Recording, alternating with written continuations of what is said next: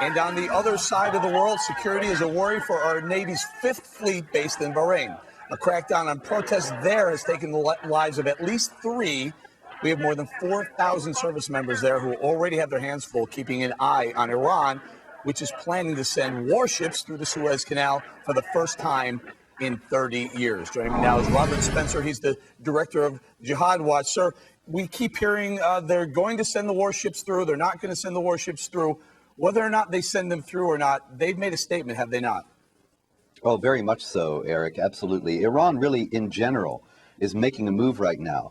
We should not understand the protests in Bahrain as having anything to do with anything else but Iran making a move, because Bahrain is 2/3 Shiite.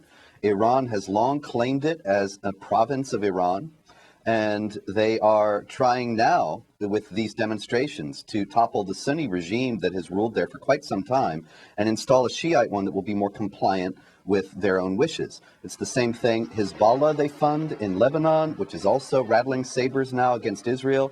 Syria aided Hezbollah in getting a imprisoned Hezbollah operative, a terrorist, out of jail in Egypt. And he appeared at a rally just yesterday with Nasrallah, the head of Hezbollah in Lebanon. Syria, of course, depends very heavily on Iran.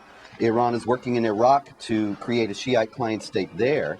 And the Bahrain demonstrations, this attempt or non-attempt or whatever it is to create an incident at the Suez Canal, Iran is trying to position itself as the leader of the Islamic world and the leader of the offensive against the United States. Sir, allow me, I hate to cut you off, I'm sorry. Guys, pull up the map. I want to show you a map of the region. I want to tell you why those pictures you just saw were so scary. Check it out. There it is, Bahrain, about the middle to the right side of your screen right there.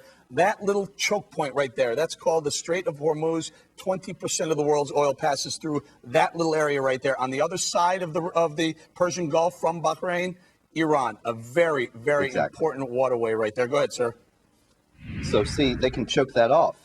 And then if they can come around from the other side with a Muslim Brotherhood state in Egypt controlling the Suez Canal, then imagine, the consequences could be catastrophic for the oil supply. All right, hang in there, sir.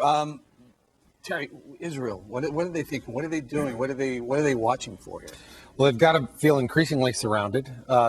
Egypt was their only reliable ally in the region, but it was also, for the United States, a reliable source of intelligence in the region.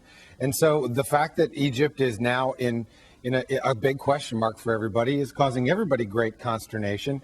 And I think that it's testament to what's going to continue to happen in that region with instability.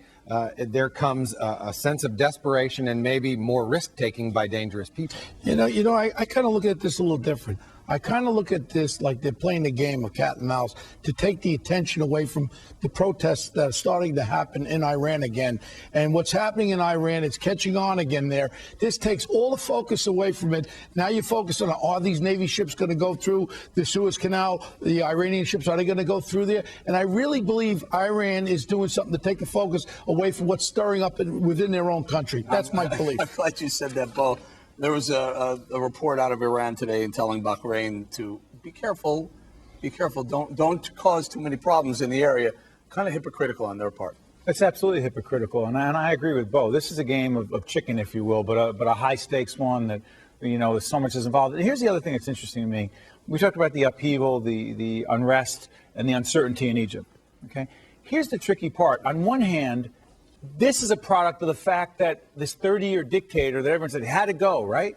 But he was, I'm not going to say a friend, but at the same time, we don't want to admit that sometimes dictators, even if we're for democracy across the world, across the globe, they provide a degree of stability. This is a product of what happens when you lose that, necessarily so. Mr. Spencer, I found the thing I was looking for. It says the press release says Iran urges Bahrain to show restraint. Meanwhile, Iran, they stifled their uprising, their protesters. They killed massive amounts of them. What are they saying here? What am I not getting?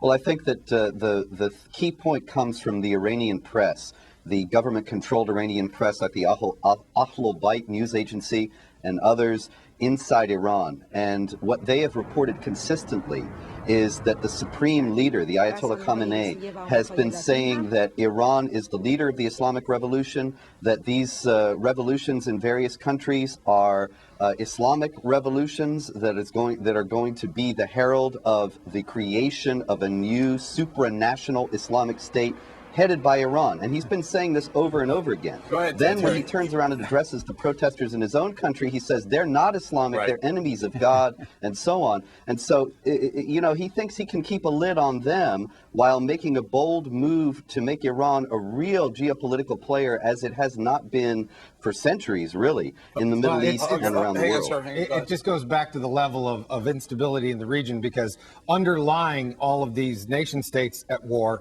is the war between Sunnis and Shia, the Saudis being the dominant Shia nation state and the Iranians being the dominant Sunni. So there's nothing but bad news coming out of that. I hate to be the negative one. There's going to be a time very soon where our president's going to have to make a decision to make a parking lot out of Iran, because they're going to get nuclear weapons. We got to cool them down a little bit. They're getting a little too uppity. We're going to leave it there on the parking lot out of Iran. I like the idea. What does Bo really think? That's the I'm going to question. say thank you to Robert Spencer from Jihad Watch. Thank you, sir.